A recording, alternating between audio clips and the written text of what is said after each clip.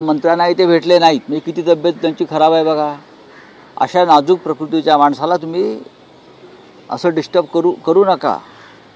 5 तारखेला ते येत आहेत का शपथविधीला, की एअर ॲम्ब्युलन्समधून त्यांना यावं लागेल, अशा चिंतेमध्ये अनेक लोक आहेत. त्यांच्याकडे काल डॉक्टर गेले होते असं मी वृत्तपत्रामध्ये वाचलं. त्यांना डॉक्टर मांत्रिकाची गरज आहे. हा मांत्रिक अमित शहा पाठवत आहेत की नरेंद्र मोदीजी पाठवत आहेत त्यांना बरं करण्यासाठी? यांच्या अंगातली जी भूतं संचारलेली आहे ती उतरवायला पाहिजेत आता. आणि बहुधा ते काम जर देवेंद्र फडणवीसजी करत असतील तर ही चांगली गोष्ट आहे, आनंदाची गोष्ट आहे. बोले हो गया. गृहमंत्रीपद असेल, महसूल खातं असेल, आपल्याकडे कसं घेता येईल असं एक इंडियनचं चाललंय. बघा असं आहे की हे ते ठरवणार आहेत का? हे ते ठरवू शकतात का? नाही, हे नरेंद्र मोदीजी आणि अमित शहाजी ठरवणार. यांच्यासमोर कोणती हाडकं टाकायची आणि तरी काय चघळायचं हे यांच्या हातात नाही आहे. यांच्या हातात फार तर रुसवे फुगवे आणि मग शरणागती, या पलीकडे यांच्या हातात काही नाही.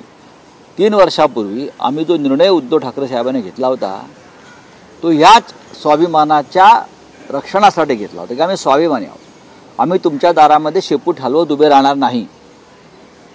हा उद्धव ठाकरे यांच्या नेतृत्वाखालील शिवसेनेचा निर्णय होता.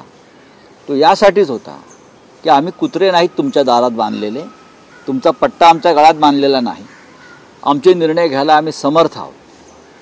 राजकारणामध्ये हार जीत होत असते आणि आम्ही का हरलो हे रोज तुम्हाला आता रोज जी उदाहरणं येत आहेत EVMची आणि पैशाच्या वापराची. काल आम्ही बाबा आढाव यांना भेटून आलो त्यासाठी. 95 वर्षाचा योद्धा, महाराष्ट्रामध्ये जे लोकशाहीचं पतन झालं, अधपतन झालं, त्याच्याविरुद्ध लढतोय. आणि काल माननीय शरद पवार साहेब, माननीय उद्धव ठाकरेजी, माननीय जयंतराव पाटीलजी असे सगळे प्रमुख नेते आम्ही बाबा आढाव साहेबांना भेटून त्यांचे आशीर्वाद घेतले.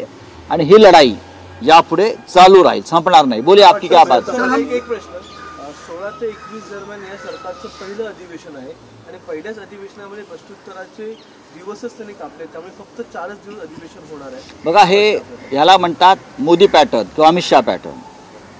केंद्रामध्ये लोकसभा, राज्यसभा, संसदेमध्ये